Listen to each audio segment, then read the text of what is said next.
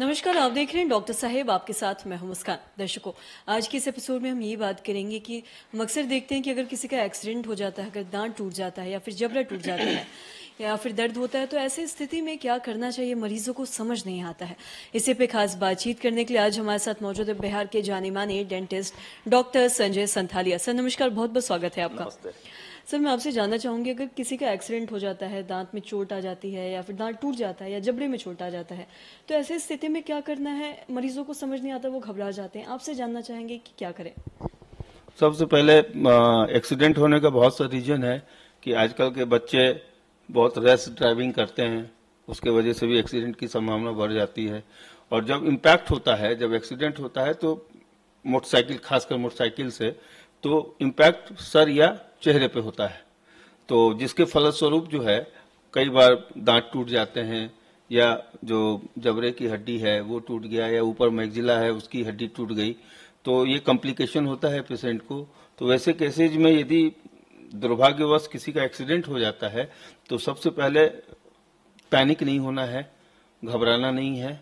जिस जगह एक्सीडेंट हुआ है, जिस व्यक्ति का या महिला का एक्सीडेंट हुआ है या जिस बच्चे का एक्सीडेंट हुआ है, उस जगह को फ्री एयरवे होना चाहिए वहां, ताकि वो सांस ले सके पेशेंट, और जितनी जल्दी हो सके निकटतम हॉस्पिटल लेके उसको जाना चाहिए, ताकि उसको पेशेंट को स्टेबलाइज किया जा सके। जब हॉस्पिटल गया या किसी डेंटल सर्जन के पास पेशेंट को लेके गया अटेंडेंट, तो सबसे पहले हम लोग एक्सरे करवाते हैं। एक्सरे से ये पता चलता है कि एक्सीडेंट के बाद फ्रैक्चर कहाँ हुआ है, वो मैक्सिला में हुआ है, मैंडिबल में हुआ है, कहाँ हुआ है। और जब वो एक्सीडेंट का साइट पता चलता है तो फिर हम लोग काउंसिल करते हैं पेशेंट के अटेंडेंट को एंड पेशेंट दोनों को कि भाई घबराने की बात नहीं है, ये अब हम लोग इसको ठीक कर सकते हैं ऑपरेशन के बाद।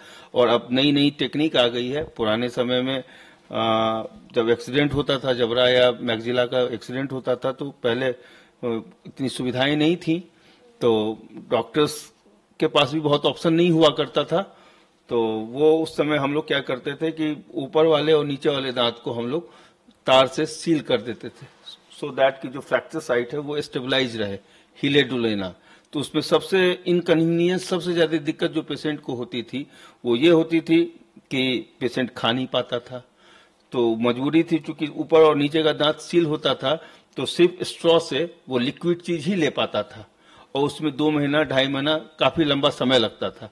समय के साथ जब एडवांसमेंट और होना शुरू हुआ, तो अब हम लोग क्या है कि जो एक्चुअल एक्सीडेंट का साइट, फ्रैक्चर का साइट है, एक माइनर ऑपरेशन करके उस जगह को ओपन करते हैं। हड्डी एक्सपोज हो गई जहां, उसको हम लोग सही करते हैं, उसको वहां प्लेटिंग कर देते हैं। तो प्लेटिंग भी जो है, स्टील प्लेटिंग होती है या फिर टाइटेनियम प्लेटिंग होती है। तो टाइटेनियम प्लेटिंग जो है, जो प्लेट लगाते हैं हम लोग, वो डिपेंड करता है कि कितना बड़ा फ्रैक्चर साइट है, तो उसमें कितना प्लेट लगेगा। उसमें अलग अलग होल्स के प्लेट्स आते हैं।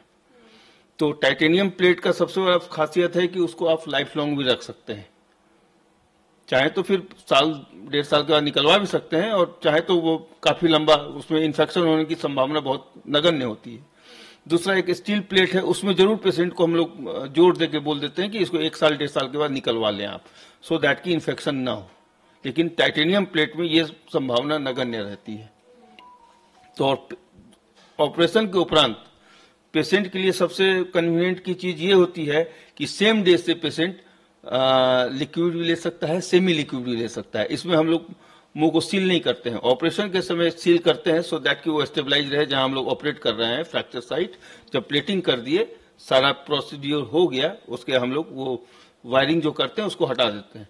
तो सेम डे से पेशेंट जो है मुलायम चीज खा सकता है, और रिकवरी भी फास्ट होती है, और पेशेंट घर पे 2 दिन के, 1 दिन 2 दिन के बाद आराम से घर जा सकता है। जब ये बात अगर हम एक्सीडेंट की करें, तो अक्सर ऐसा दिखता है कि ऐसे कोई दुर्घटना होती है तो अगर दांत टूटता है तो हमारे मुंह से खून आने लगता है दांत से। तो ऐसी स्थिति में डॉक्टर की जाने से पहले, डॉक्टर के पास जाने से पहले क्या करना चाहिए ताकि खून बंद हो जाए या फिर रुक जाए, कुछ बताना चाहिए? सबसे पहले ऐसी स्थिति में सबसे पहले जहां भी दांत टूटा है, यहाँ जहां से ब्लीडिंग हो रही है, तो सबसे पहले हम लोगों को, दांत टूट गया ये बहुत बड़ी बात नहीं है, ब्लीडिंग हो रही है, खून आ रहा है या परफ्यूज्ड ब्लीडिंग हो रही है, काफी तेजी से खून आ रहा है, उसको रोकना सबसे ज्यादा इंपॉर्टेंट है, जरूरी है। तो जो भी है मैं सबों के लिए बोल रहा हूं कि यदि ऐसी स्थिति कभी आए तो सबसे पहले जहां से ब्लीडिंग हो रहा है उसको किसी भी कॉटन से या किसी चीज से प्रेस करना है उसको, उस जगह को, सो दैट कि वहां जो जिस जगह से वो ऊज कर रहा है, निकल रहा है ब्लड, वो ना निकले।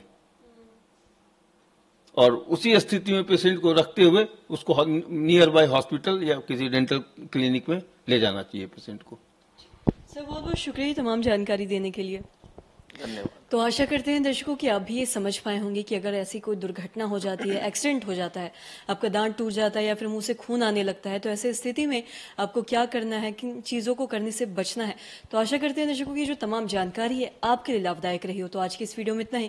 अगर आपने अब तक हमारे चैनल को सब्सक्राइब नहीं किया तो तुरंत कर ले, साथ ही हमारे फेसबुक पेज को लाइक करें। वीडियो देखने के लिए आपका धन्यवाद।